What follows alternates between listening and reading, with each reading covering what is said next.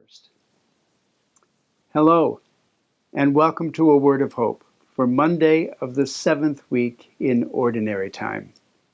The reading today is from St. Mark's Gospel, and it is the story of Jesus coming down the mountain with Peter, James, and John, and the disciples introducing him to a man whose son was possessed by a mute spirit and would throw him into convulsions and stuff.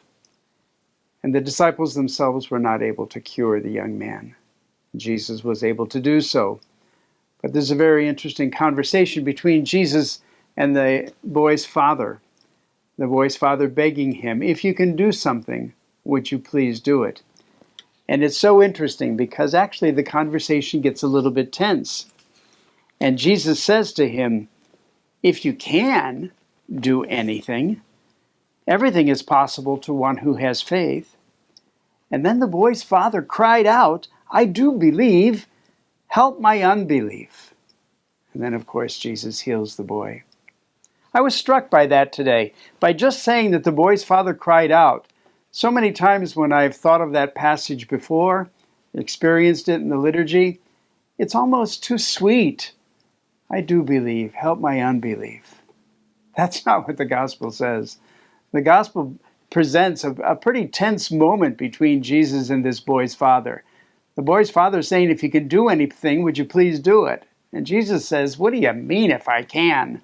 Of course I can. Anything is possible if you believe. And the boy's father, who's probably at his wit's end, saying, I do believe. Help my unbelief. Almost like he's yelling at him.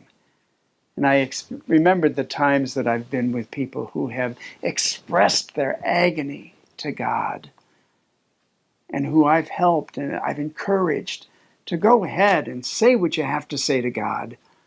I remember one man who was dying, the very first man after I was ordained who died, whose life I was a part of. And when I went to see him and anoint him, we prayed together in his bedroom. He was a young man, only 40-some years old. And he was so angry at God. I invited him to express it before we prayed because he was so uptight he couldn't pray. And he started yelling at the crucifix, yelling at Jesus on the crucifix. And then his yelling turned into, I hate you, screaming, I hate you 12 times or more. And then all of a sudden, in an instant, it switched from I hate you to I love you. And he couldn't stop saying, I love you.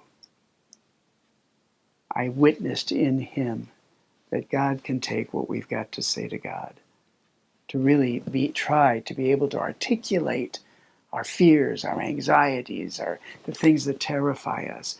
Go ahead and articulate with all your heart what you've got to say to God. And once you've freed yourself from the burden of worrying about the negative things you have to say to God, you will find yourself saying that you love God and that your belief will overtake and overcome your unbelief. God bless you.